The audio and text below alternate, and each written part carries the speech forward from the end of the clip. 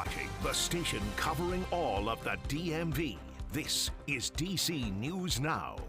Hi, everyone. Thank you so much for joining us for DC News Now at 9. I'm Susan Tran. Hi, Brent. I'm Chris Flanagan. Just 2 days into the new year, and we are now preparing for our first winter storm. This is a live look right now at the Kennedy Center. It looks pretty nice now, doesn't it?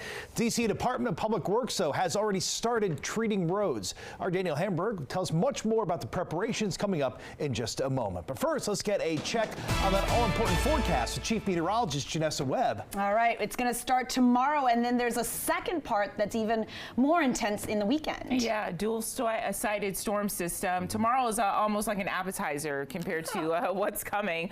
Here's a winter weather alerts that stretch about 4,000 miles across the country. A large storm system that hasn't pushed on shore just yet, still in the Pacific Ocean, and really will start getting going tomorrow afternoon. Here's a live look. Right now, it's very quiet across the entire region, really setting us up for this big temperature tumble, along with temperatures really starting to get bitter cold going into our Saturday. 39 degrees under overcast skies.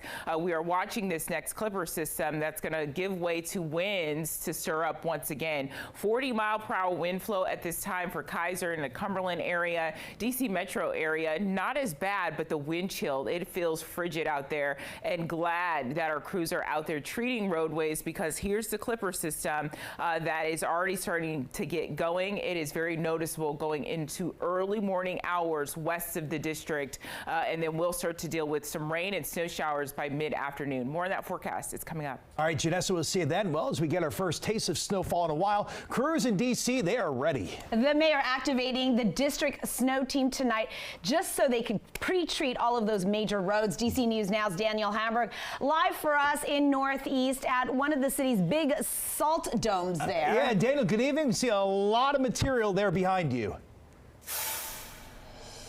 Yeah, Chris and Susan, plenty of it to go around, as we will need it going into the weekend. Tonight, crews have been stocking up on the brine that's being made in those machines right over that way. People I talked with today are excited about the possibility for snow.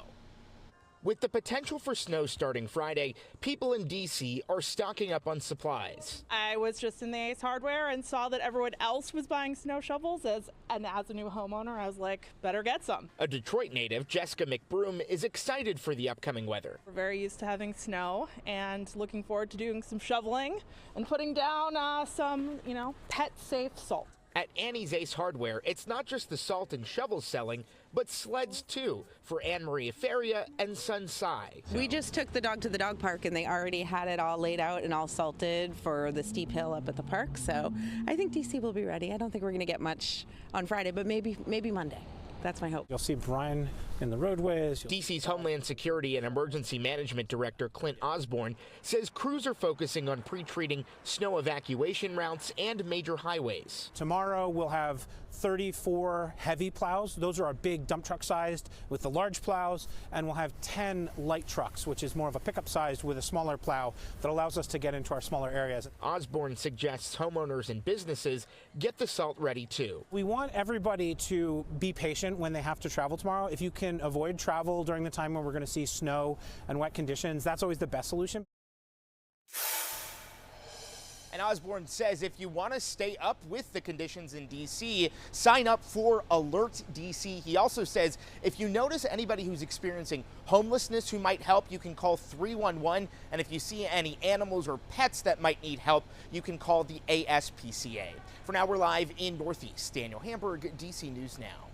Great advice there, Daniel. Thank you. And you can stay on top of these two wintry systems by downloading our free DC News Now weather app. This will alert you when rain, snow, or these storms are moving into your neighborhood. You can also get all the details online. Just use your phone to scan this QR code you see on your screen. That's going to take you directly to the DC News Now weather page. We have continuing coverage tonight out of New Orleans. The FBI now says that the Army veteran acted alone when he drove that rented pickup into a crowd, killing 14 people. Yeah, and he left quite a trail of evidence for investigators. They say the driver posted several videos on social media in the hours before ramming that pickup into the crowd celebrating the new year on Bourbon Street. They also say he was inspired by the Islamic State group. He died in a shootout later with police. Now, coming up in our next half hour, we're learning more about some of the victims, including a single mom and a star football player.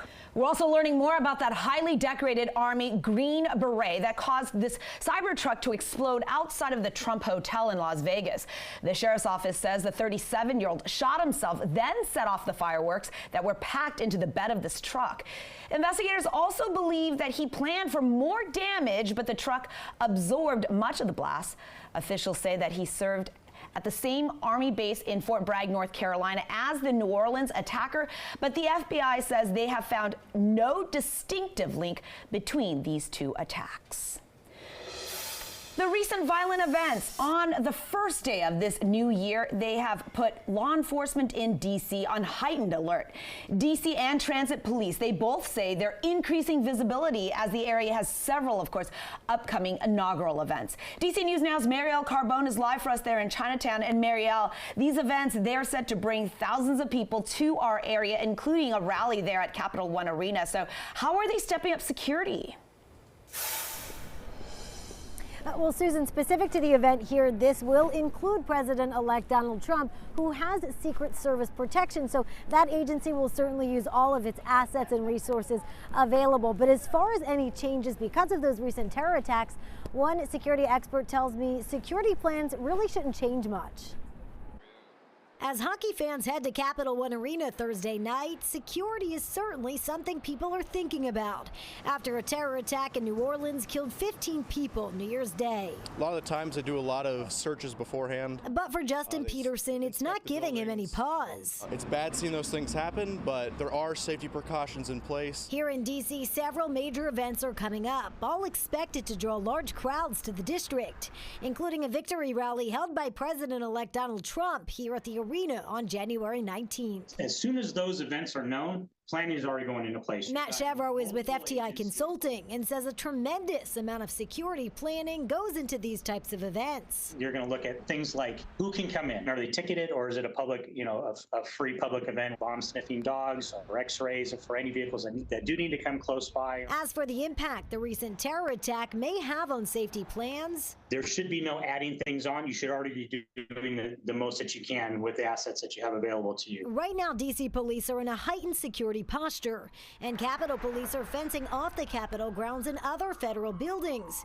ahead of the electoral certification on Monday. So when it comes to where the public's concern should they be concerned going to any of these upcoming major events in D.C.? I think everybody should just have a heightened state of awareness. Aware but not deterred. 100% aware, but again, you just got to live your life. And so Chevro says for the public, it's really important if you see something to say something. Chris and Susan, tomorrow we are expecting an update from D.C. Police about their security plans in the coming weeks. So, of course, we will bring any of that information to you on D.C. News Now tomorrow throughout the afternoon and evening. Reporting live in Chinatown tonight, I'm Marielle Carbone, D.C. News Now. A lot happening. Marielle, thanks. Meanwhile, a man was arrested after driving a car onto the sidewalk near the U.S. Capitol. Capitol Police saying around 10 this morning, they spotted the car driving along the sidewalk near Peace Circle and then went into a nearby grassy area. The man has been charged with reckless driving. And new video tonight of the suspect accused of placing a bomb near the Democratic and Republican National Committee offices in D.C. You can see that person there sitting on a bench placing one of the bombs at the DNC. This happened in January of 2021 on the eve of the Capitol riot. Investigators still don't know who this person is. The FBI, though, is offering up to $500,000 to anyone who knows more about this incident. And new in the district tonight, a major ceremony at the convention center where the newly elected D.C. council members were sworn in, and that includes Trayon White for Ward 8. Despite facing a federal bribery charge, White easily won re-election. At today's ceremony, he apologized to the community and says he is a good man. White is also facing expulsion from the council, but there's no date set for the council members to take on that final vote.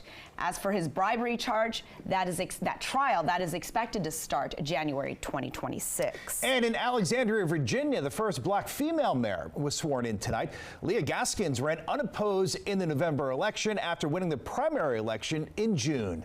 I am here because of our shared vision for an Alexandria that is safer, that is more affordable, and that is more accessible.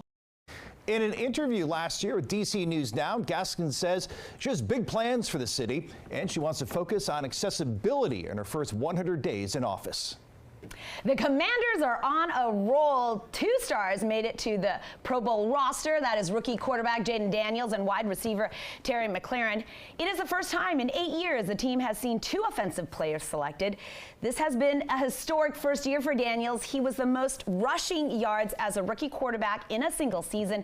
The Commanders are also sending 11 alternates to the Pro Bowl. What a season, right? Yeah. All right, well, you know, we've all seen those weddings full of cheesy cliches, but this one might just be the cheesiest of them all. A Maryland couple's wedding became an instant phenomenon when they got married during the Cheez-It Bowl college football game. DC News Now's Max Marzilla joining us live. All right, Max, we know you're going to have a blast telling this story, but, you know, probably not as much fun as Eric and Aaron had recently down in Orlando. You might be surprised because I love cheesy jokes, and I have a few of them for you. All right, look, this is almost your typical love story. You meet on Hinge, you fall in love, you get engaged in DC, and you start to plan a wedding before completely changing courses after winning a contest. It was a very hard task, but a good problem to have for the happy couple.